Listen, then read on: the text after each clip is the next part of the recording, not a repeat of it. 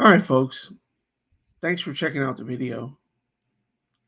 I want to talk today about the assassination, the murder that took place earlier today, September 10th, 2025, in Utah, in the United States, of prominent American conservative political activist Charlie Kirk.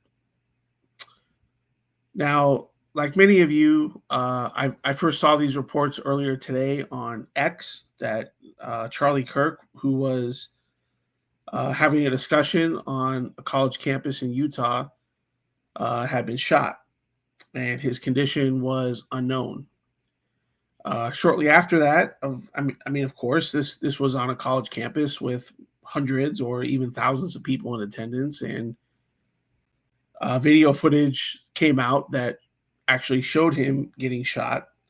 Um, it looked like he got struck in the neck, which obviously is a very vital part of the circulatory system, and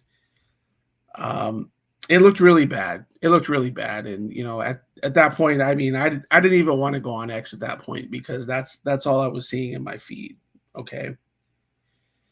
And I was not optimistic at that point that he would survive. But from that point on, there was conflicting information about his condition.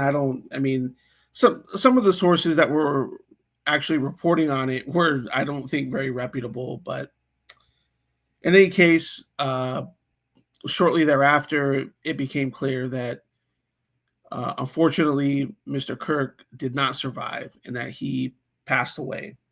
Okay. And you can see in the picture here, he has a wife, he has a daughter, he has a son, and she no longer has a husband. The kids no longer have a father. Okay. And I've seen people from the political left online gloating about this man's demise. Okay. Now, who is Charlie Kirk? Okay. He's a guy that runs an organization called Turning Point USA here in the United States. And his primary public facing position, other than having a podcast and other than doing videos, is going around to college campuses and engaging with, obviously, primarily younger people, students, about ideas, about topics, about policies here in the United States. And he was very effective at doing so. So much so that somebody decided to take his life. Okay. And my thoughts, my prayers, my heart is with Mr. Kirk's wife and his kids. I'm a husband, I'm a father, and the man is irreplaceable.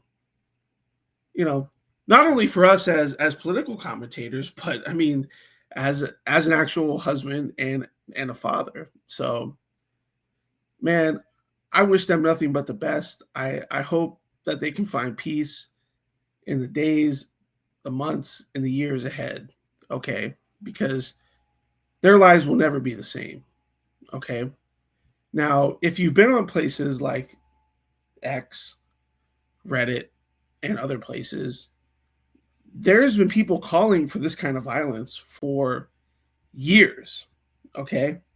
There was people when Donald Trump was almost killed last year who were lamenting the fact that the shooter missed, that Donald Trump lived. Okay. And you know what? If these people had their way, I would be dead. If you're watching this video and you agree with this message, you would be dead. So we're in a very precarious time here in the United States. So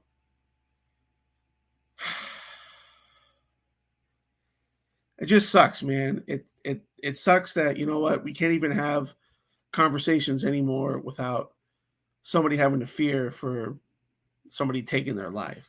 Okay. So there's a lot of things that I want to say here, but I'm not going to say. But you know what? my heart, my thoughts are with Mr. Kirk's family, his loved ones, his colleagues, because the man was one of one.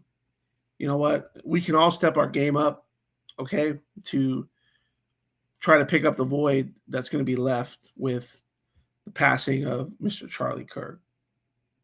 Okay, so Mr. Kirk, RIP, Godspeed, brother. And that's what I think. Let me know what you all think. And as always, we'll see you on the next one.